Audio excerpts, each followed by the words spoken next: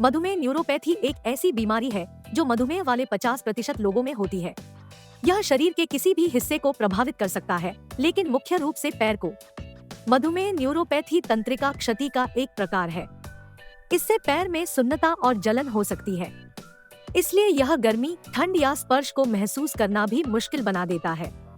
कोई भी चोट या छाला संक्रमित हो सकता है और पैर के गंभीर अल्सर में बदल सकता है।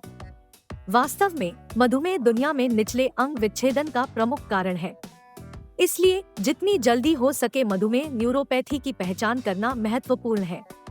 डायबिटिक न्यूरोपैथी को पहचानने, रोकने और पूरी तरह से ठीक करने के तरीके के बारे में बताते हुए पूरा वीडियो देखें। अपने स्वास्थ्य को उन्नत करने में हमारी सहायता करने के लिए लाइक, सब्सक्राइब और बेल आइकन पर क्लिक करें। गर्दन, रीढ़ और आर्थोपेडिक समस्याओं के बारे में अधिक जानकारी के लिए हमारी वेबसाइट और मोबाइल ऐप देखें। सबसे पहले डायबिटिक न्यूरोपैथी के कारण क्या है? मधुमेह न्यूरोपैथी मुख्य रूप से रक्त में उच्च शर्करा और कोलेस्ट्रॉल के स्तर के कारण होता है।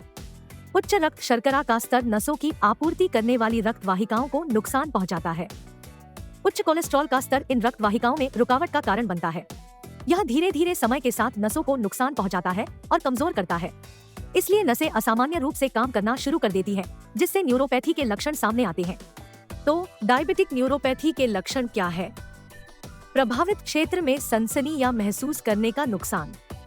यह डायबिटिक न्यूरोपैथी के सबसे आम लक्षणों में से एक है। संवेदी हानि अक्सर पैरों और टांगों में होती है। कभी कभी आपको प्रभावित क्षेत्र में बिजली के झटके जैसी अनुभूति हो सकती है। रात में पैर में तेज धड़कता दर्द, कमजोरी या ताकत का कम होना, पैरों में संवेदी हानि के कारण असंतुलन, बार बार पैर में संक्रमण और घाव भरने में देरी। डायबिटिक न्यूरोपैथी के जोखिम कारक क्या है? गरीब रक्त शर्करा नियंत्रण, मधुमेह की लंबी अवधि, अनियमित दवाएं लेना, हाई ब्लड प्रेशर होना, उच्च रक्त कोलेस्ट्रॉल का स्तर, धूम्रपान और शराब का सेवन।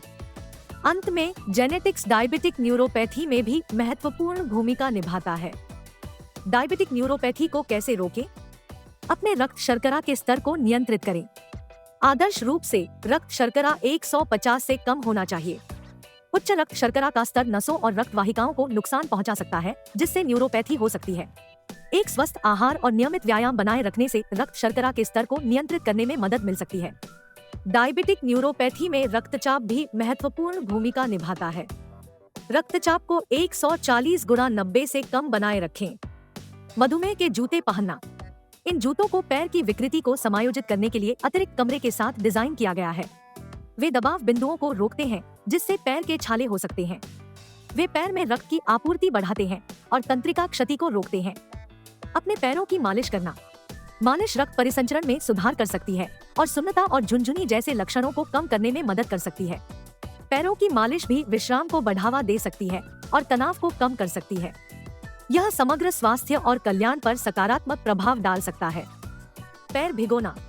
रोजाना 15 मिनट तक दोनों पैरों को गर्म पानी में डुबोकर रखें। यह पैर की मांसपेशियों को आराम देता है और किसी भी लक्षण को रोकने से तंत्रिका को शांत करता है। गर्माहट पैरों में रक्त के प्रवाह को बढ़ाती है, जिससे क्षतिग्रस्त नसों को फिर से सक्रिय किया जाता है। इसके अतिरिक्त यह संक्रमण को रोकने वाले पैर से कीटाणुओं और जीवाणुओं को हटाता है। पैरों का व्यायाम। पैरों के व्यायाम से पैरों की मांसपेशियां मजबूत होती हैं, जिससे नसों और रक्त वाहिकाओं को शक्ति मिलती है। ये व्यायाम लचीलेपन और संतुलन में भी सुधार कर सकते हैं, गिरने और चोटों के जोखिम को कम कर सकते हैं। बछड़े की मांसपेशियों को स्ट्रेच करना, टेनिस बॉल को पैरों के नीचे घुमाना और एंकल एक्सरसाइज करने से पैरों को फायदा हो सकता है। अगर आप चाहते हैं कि हम डायबिटिक फुट एक्सरसाइज पर वीडियो बनाएं तो इस चैनल को सब्सक्राइब करें। अब हम डायबिटिक न्यूरोपैथी का इलाज कैसे करते हैं? डायबिटिक न्यूरोपैथी को ठीक होने में लंबा समय लगता है। हालांकि इन आधुनिक दवाओं से इलाज काफी आसान हो गया है। अल्फा लिपोइक अम्ल।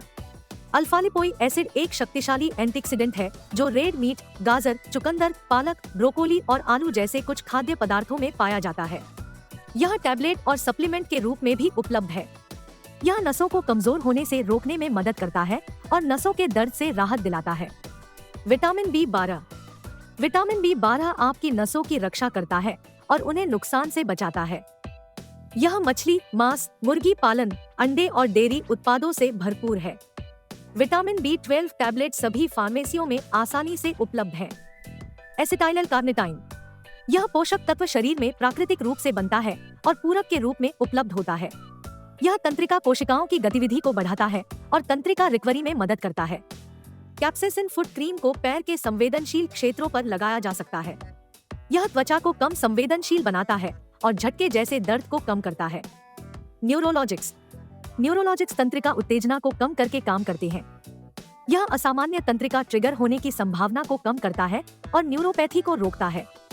वे उच्च श्रेणी की दवाएं हैं जिन्हें डॉक्टर के नुस्खे की आवश्यकता होती है।